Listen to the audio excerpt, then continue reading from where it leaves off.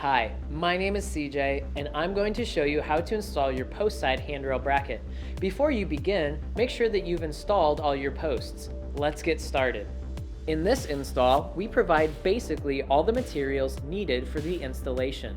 The only thing you will need to provide is a dead blow hammer. Step 1. Mounting the bracket.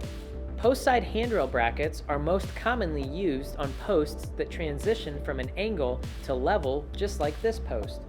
To install it, slide the lock washer onto the Allen bolt and insert the Allen bolt through the pre-drilled half-inch hole on your post. Then, slide it out the quarter-inch hole on the opposite face of the post. Thread the dome onto the bolt until it is tight, using the Allen wrench to position and support the bolt. Set the steel plug into the half-inch hole on the back side of the post. Use a dead blow hammer with the provided E-pay block to tap the steel plug into place so that it is flush against the post.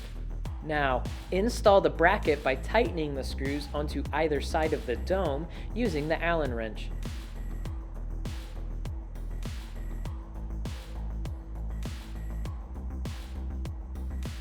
Step 2. Checking your handrail. You can adjust the bracket's location by loosening the screws and moving it up and down the slots. Place your handrail onto the handrail bracket of each post on the run to set the final position of the bracket, and then tighten the screw.